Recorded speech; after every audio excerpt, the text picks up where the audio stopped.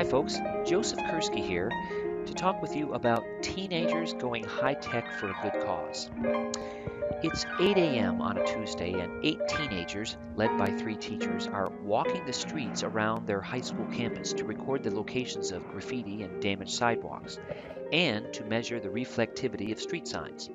The students are equipped with high tech gadgets: one reflectometer on loan from the City of Highland Public Works Department, and 3 iPads loaded with a customized data gathering survey app built using Survey 123 for ArcGIS from Esri. The students are from San Andreas High School in San Bernardino, California. As part of their school's Career Technology Academy, they're learning how to use Geographic Information Systems, or GIS, technology, including Survey 123 and ArcGIS Online, Esri's cloud-based mapping platform. The City of Highland, whose jurisdiction borders the school, enlisted help from the students to collect data about street sign reflectivity and blight.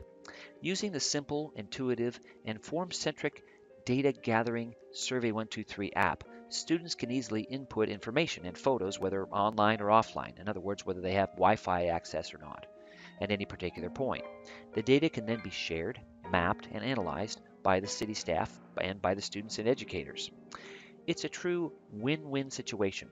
Students benefit by learning to use geotechnologies, possibly the first steps in a career path. They learn how to think critically. They learn how to deal with data. They learn how to communicate their results using story maps, which are other web apps. They also learn how to do science, real science, and get out in the field and collect data.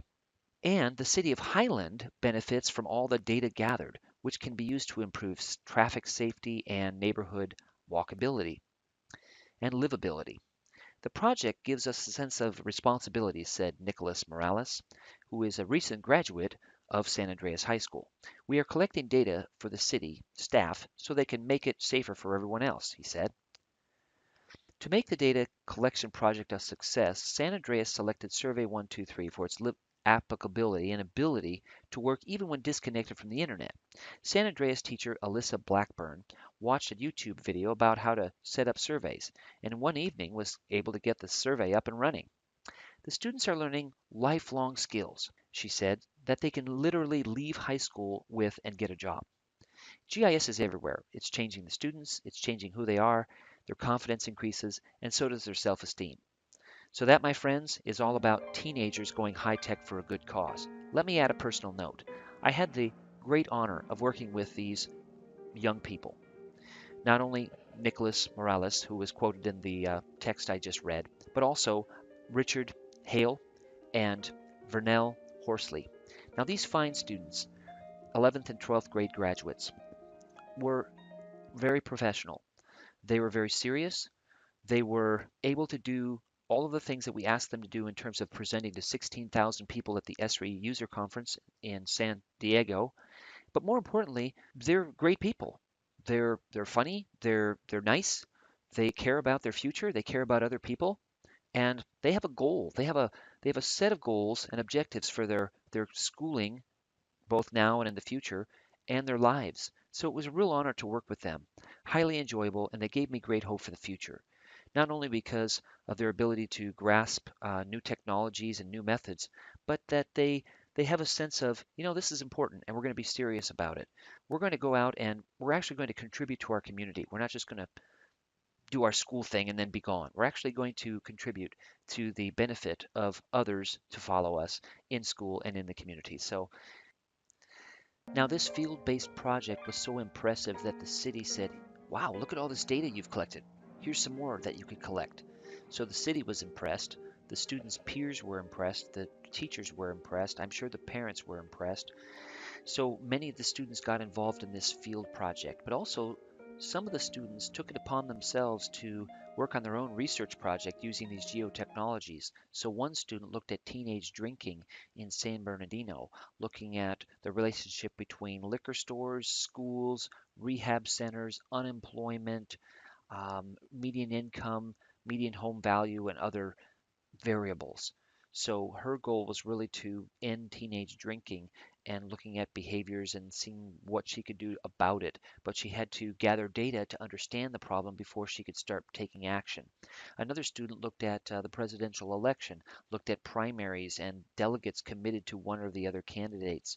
So that was fascinating for that student and for others listening. So the students could work on their own individual projects, which to me speaks to the variability, the variety really, of how geographic information systems can be applied. You can look at local projects, regional, city, state, national, international projects, local to global scale of just about any thematic content under the sun, from water resources to criminal justice to health to energy to transportation to population change. That's all there possible at your fingertips using ArcGIS Online and these field-based apps. And most importantly, this tool right here, using your own head to really think about, ask questions, investigate, find more data, assimilate it, synthesize it, act upon it, ask additional questions.